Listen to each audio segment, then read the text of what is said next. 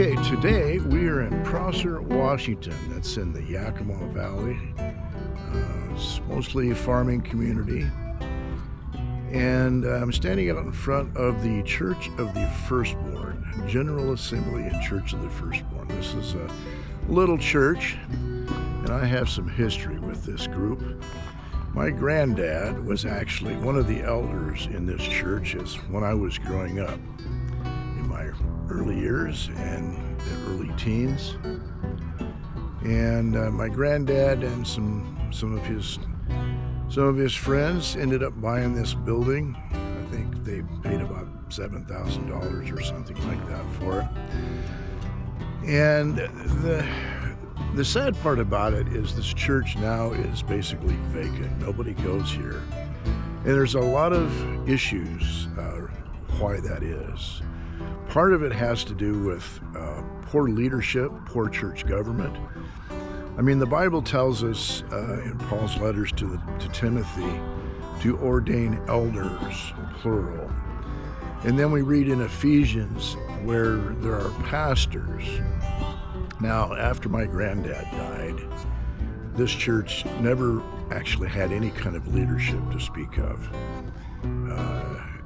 There was always disputes about who was qualified, and one of the issues that pops up occasionally has to do with women in leadership.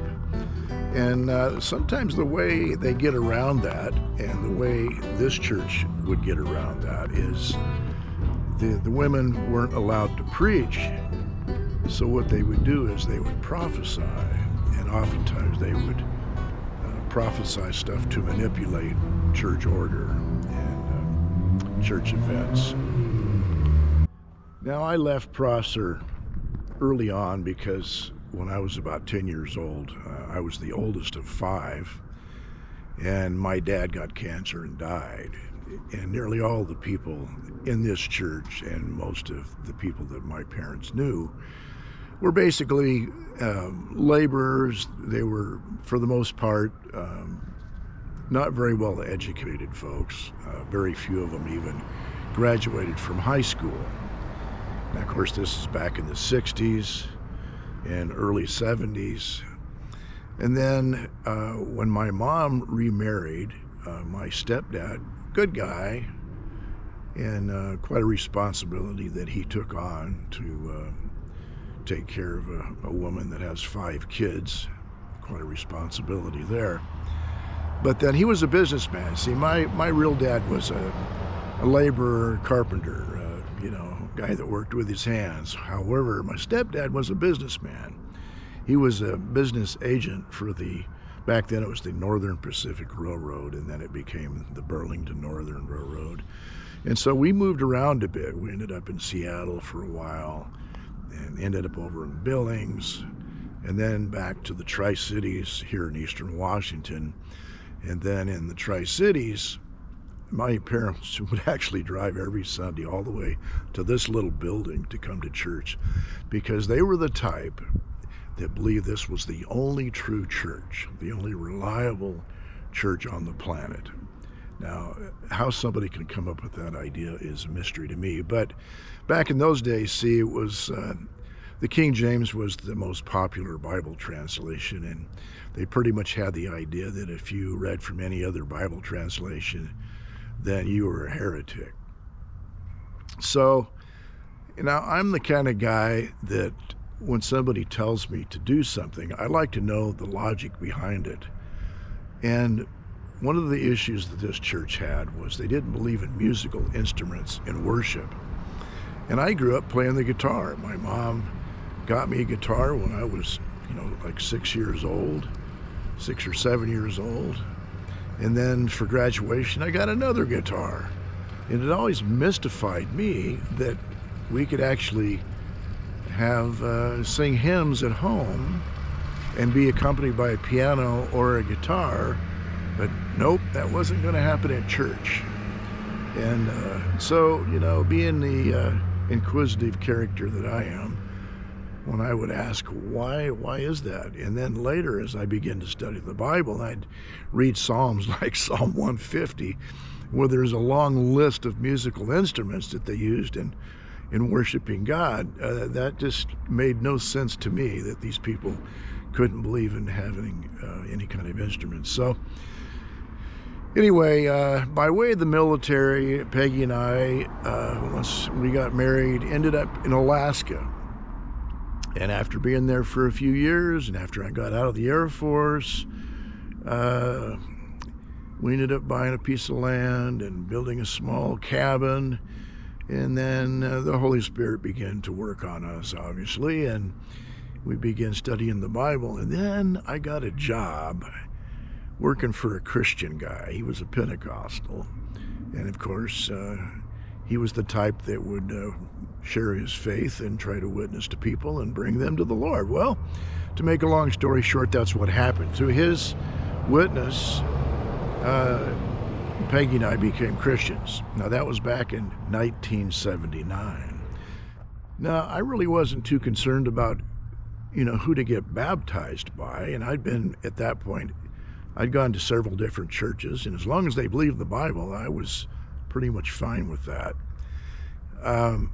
But I thought, well, if I got baptized by anybody other than elders from the Church of the Firstborn, I would immediately be rejected from the family. So I called my mom and told her that I was thinking about getting baptized. And of course, she was flipping out over that I would get baptized by somebody other than one of their elders. But they didn't have any churches in Alaska, so things became a little difficult. So this was about 1st of December, I think, when I called her, and she began to get on the phone and call elders around the Pacific Northwest to see who would volunteer to go to Alaska to baptize us. And as it turned out, 3 guys from Oregon who I'd never met, a little branch of this denomination, if you want to call it that, they actually drove all the way to Fairbanks in the middle of the winter. And they showed up in Fairbanks, actually in North Pole, Alaska, right outside of Fairbanks where I lived. They showed up, I don't know, about the first week of January. And it had been about 50 below zero Fahrenheit for nearly a month. And when they called and told me they were going to come up, and they thought this was a pretty serious deal. And I said, well, this is a serious deal. If you think you guys are going to drive all the way to Fairbanks through the Yukon Territory in an Oldsmobile diesel that hadn't been winterized, if you think you're going to do that, you guys are nuts. But as it turned out, the weather changed. Just a few days before they got to Alaska, the temperature went from 50 below zero to about 40 or 45 above. It was amazing. And so when they showed up, they thought, well, this isn't so bad. And I'm thinking, you guys don't have a clue, right? So anyway, we took the chainsaw. Well, they had a couple Bible studies with us. Spent a couple of days quizzing us to make sure that, they were doing the right thing. And then we went and got the chainsaw, went down to the gravel pit, because at that time I wasn't going to a church that had a baptismal. And of course, they didn't want to use somebody else's baptismal anyway, being the only true church, of course. And so we took the chainsaw, went to the gravel pit, cut through about a foot of ice, and Peggy and I got baptized. Well, that was the beginning of some challenging correspondence with their elders, because these 3 guys, see, they left. It left us to just figure it out on our own. Well, it was fine with us. I mean, I was glad to see them go, because I didn't agree with a lot of their theology. And by that time, we'd been hanging out with some pretty good Bible teachers. And so we were starting to know our way around the Bible. So anyway, a few months after they left, they were corresponding with us. And the top guy, Leland Bruner was his name. He was the elder that baptized us. And he was a nice enough guy, but his theology was a little bit mixed up. I mean, see, this is kind of a faith healing type of religion, to where if you go to the doctor, they believe that you can actually lose your salvation. and I didn't buy into that a minute.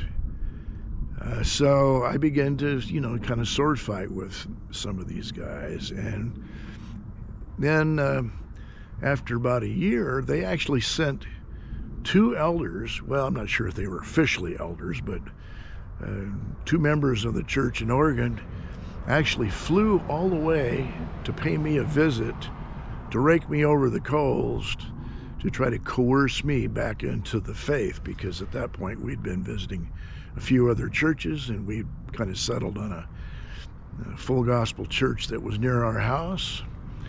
And I was actually playing music in the worship team. So that was anathema for them, right? So they were going to try to straighten me out. Well, it didn't go too well for those two guys. They spent a couple days with us, and every day Peggy and I'd come home from work, and these two guys would have their Bibles open and ready to straighten me out. Well, eventually they left a little disappointed, and it wasn't long before all the people within the Church of the Firstborn churches in the Pacific Northwest, and there's a half a dozen of them in Oregon and Washington, they eventually all agreed that we had to go. So when we came down to visit, everybody would shun us because we had been officially excommunicated. So anyway, that's the story behind this little church here and some of my history with it. So eventually all of my questions got me in trouble. And one of the issues that I found early on is this particular group of religious folks, they didn't have any written down doctrinal statement of faith or creed, or, you'd ask one older believer about the Trinity, and then one person would have one opinion, somebody else would have another opinion, somebody would say, well, that's just a Catholic thing, or, they were all over the board. They couldn't answer some of the most simplest doctrinal questions that I had as a young Christian. So eventually what happened was I got hold of one of they had a publication that was a directory of a few dozen of their churches, and so I sent a letter to all these churches that I could find addresses for, and I wanted to know, do you have a statement of faith, any kind of doctrinal statement that's in writing that I can use as some kind of standard, because there has to be some standards in the Christian faith, right? I mean, especially if you have any kind of Bible study, you have to have something that you can look at that that says this is what we actually believe. And nobody wrote me back. Of several dozen letters I wrote, none of them wrote me back. Then eventually, here I'm living on Bainbridge Island over by Seattle, and eventually what happened was I get a call from an elderly man down in Oklahoma, and he was going through some of the same issues that I was having, but he had been involved in this group, I think, most of his life, and his family and kids and everybody's all involved. And he was having some of the same questions. And him and his wife drove all the way from Oklahoma to come out to visit me. And here I was pastoring a small church, an independent church at the time. And a very, very nice couple, retired couple, and very gracious. And it was just interesting. Basically, they drove all the way out there just to encourage us, that we're not alone in some of these questions that we had. So, if you're involved in a church that's got a few dozen people and you don't have any written statement of faith, I would say go find another church, because you have to have standards. That's just simple knowledge, simple common sense.